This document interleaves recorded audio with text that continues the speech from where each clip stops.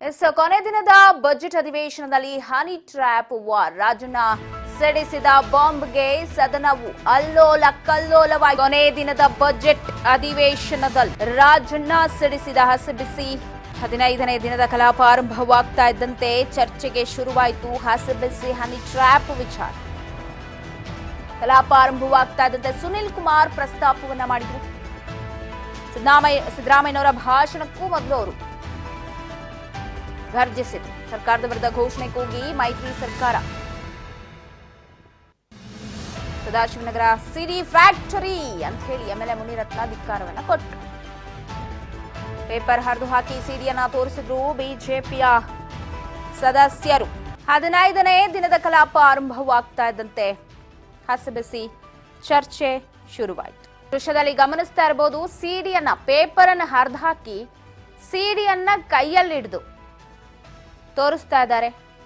ಸಿದ್ದರಾಮಯ್ಯನವರು ಒಂದು ಕಡೆ ಬಡ್ಜೆಟ್ ಕುರಿತಾಗಿ ಮಾತನಾಡ್ತಾ ಇದ್ರೆ, ಇತ್ತ ಕೈಯಲ್ಲಿ ಸಿಡಿಯನ್ನ ಹಿಡಿದು ಸಿಡಿಯನ್ನ ತೋರಿಸ್ತಾ ಟಾಂಟ್ ಕೊಟ್ಟಿದ್ದಾರೆ ಸರ್ಕಾರಕ್ಕೆ.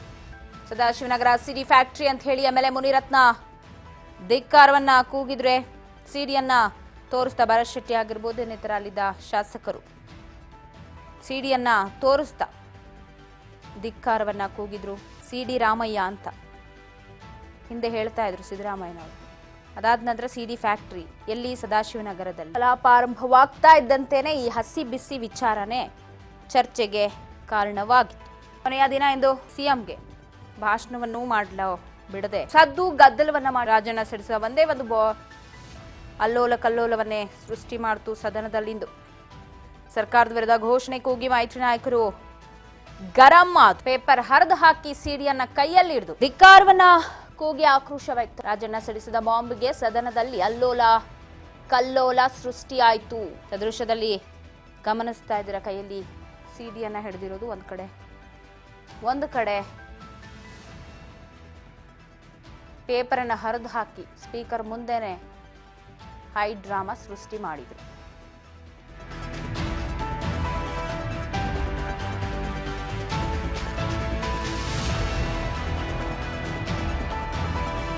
ಸಿಎಂ ಭಾಷಣ ಮುಗಿತಾ ಇದ್ದಂತೆ ಸದನದಲ್ಲಿ ಉಂಟಾಯಿತು ಕೋಲಾಹಲ.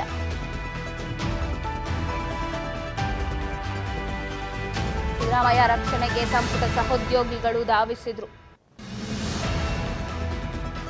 ಸುತ್ತಲೂ ವಿಪಕ್ಷದವರು ನಿಂತಿದ್ರೆ, ಇತ್ತ ಸಂಪುಟದ ಸಹೋದ್ಯೋಗಿಗಳು ಅವರ ರಕ್ಷಣೆಗೆ ನಿಂತರು. ಯಾವ ರೀತಿ ಸಿಎಂ ಸಿದ್ದರಾಮಯ್ಯನವ್ರನ್ನ ಮುತ್ತಿಕೊಂಡಿದ್ರು ಅನ್ನೋದನ್ನ ನೋಡಿದ್ರು.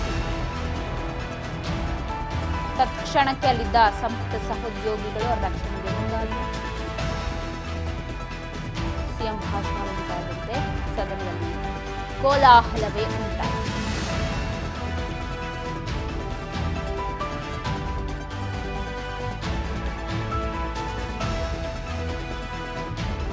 ಸುತ್ತಮುತ್ತ ಕೋಟೆ ನಿರ್ಮಿಸಿ ಸೈನ್ಯದ ಅಧಿಪತಿಗೆ ಮುತ್ತಿಗೆಯನ್ನು ಹಾಕಿ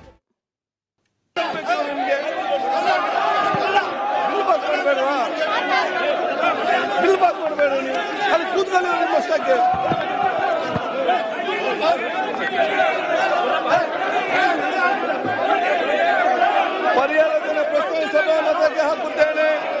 2020 ಸಾಲಿನ ಕರ್ನಾಟಕ ವಿಧಾನಸಭೆಗೆ 24-25ಕ್ಕೆ ಹೋಲಿಸಿದರೆ 25-26ರಲ್ಲಿ ಸುಮಾರು 8,000 ಕೋಟಿ ರೂಪಾಯಿಗಳಷ್ಟು ರಾಜಸ್ವ ಕೊರತೆ ಕಡಿಮೆಯಾಗುತ್ತದೆ. 24-25ರ ಆಯವ್ಯಯದ ಅಂದಾಜಿನಲ್ಲಿ ರಾಜಸ್ವ ಕೊರತೆಯು ಜಿಎಸ್ಡಿಪಿಯ ಶೇಕಡಾ 24-25ಕ್ಕೆ ಹೋಲಿಸಿದರೆ 25-26ರಲ್ಲಿ ಸುಮಾರು 8,000 ಕೋಟಿ ರೂಪಾಯಿಗಳಷ್ಟು ರಾಜಸ್ವ ಕೊರತೆ ಕಡಿಮೆಯಾಗುತ್ತದೆ. 24-25ರ ಆಯವ್ಯಯದ ಅಂದಾಜಿನಲ್ಲಿ ರಾಜಸ್ವ ಕೊರತೆಯು ಜಿಎಸ್ಡಿಪಿಯ ಶೇಕಡಾ 24-25ಕ್ಕೆ ಹೋಲಿಸಿದರೆ 25-26ರಲ್ಲಿ ಸುಮಾರು 8,000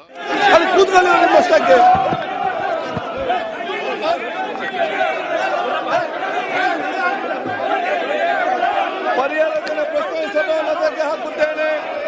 2020 ಸಾಲಿನ ಕರ್ನಾಟಕ ವಿಧಾನಸಭೆಗೆ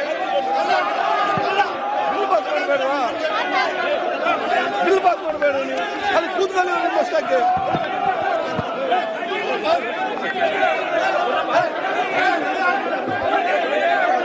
ಪರಿಹಾರ ಧನ ಪ್ರಸ್ತಾವಿಸಲು ಮತಕ್ಕೆ ಹಾಕುತ್ತೇನೆ. 20 ಸಾಲಿನ ಕರ್ನಾಟಕ ವಿಧಾನ ಬೇಕು ನಿಮಗೆ.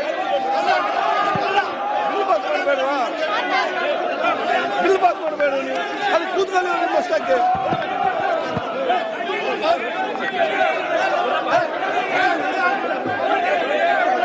ಪರಿಹಾರ ಧನ ಪ್ರಸ್ತಾವಿಸಲು ಮತಕ್ಕೆ ಹಾಕುತ್ತೇನೆ.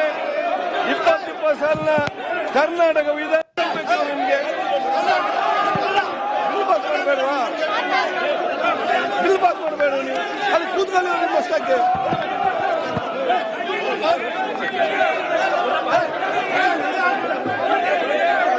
ಪರಿಹಾರ ಧನ ಪ್ರಸ್ತಾವಿಸಲು ಮತಕ್ಕೆ ಹಾಕುತ್ತೇನೆ. 20 ಸಾಲಿನ ಕರ್ನಾಟಕ ವಿಧಾನ ಬೇಕು ನಿಮಗೆ. ಬಿಲ್ ಪಾಸ್ ಮಾಡಬೇಡವಾ? ಬಿಲ್ ಪಾಸ್ ಮಾಡಬೇಡ ನೀವು ಅಲ್ಲಿ ಕೂತ್ಕೊಳ್ಳಿ ನಿಮ್ಮಷ್ಟಕ್ಕೆ.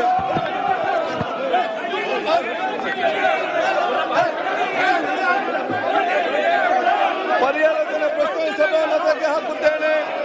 20 ಸಾಲಿನ ಕರ್ನಾಟಕ ವಿಧಾನ ಬೇಕು ನಿಮಗೆ. Bill pass ಮಾಡಬೇಡವಾ?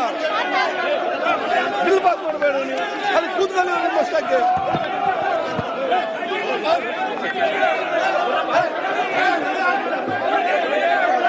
ಪರಿಹಾರ ಧನ ಪ್ರಸ್ತಾವಿಸಲು ಮತಕ್ಕೆ ಹಾಕುತ್ತೇನೆ. 20 ಸಾಲಿನ ಕರ್ನಾಟಕ ವಿಧಾನ ಬೇಕು ನಿಮಗೆ. ಬಿಲ್ ಪಾಸ್ ಮಾಡಬೇಡವಾ? ಬಿಲ್ ಪಾಸ್ ಮಾಡಬೇಡ ನೀವು ಅಲ್ಲಿ ಕೂತ್ಕೊಳ್ಳಿ ನಿಮ್ಮಷ್ಟಕ್ಕೆ.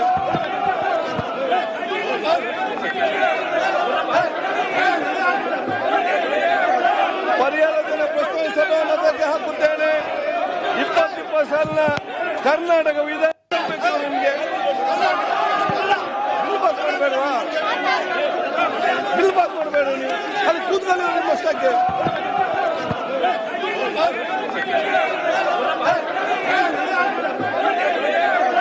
ಪರಿಹಾರ ಧನ ಪ್ರಸ್ತಾವಿಸಲು ಮತಕ್ಕೆ ಹಾಕುತ್ತೇನೆ. 20 ಸಾಲಿನ ಕರ್ನಾಟಕ ವಿಧಾನ ಬೇಕು ನಿಮಗೆ. ಬಿಲ್ ಪಾಸ್ ಮಾಡಬೇಡವಾ? ಬಿಲ್ ಪಾಸ್ ಮಾಡಬೇಡ ನೀವು ಅಲ್ಲಿ ಕೂತ್ಕೊಳ್ಳಿ ನಿಮ್ಮಷ್ಟಕ್ಕೆ.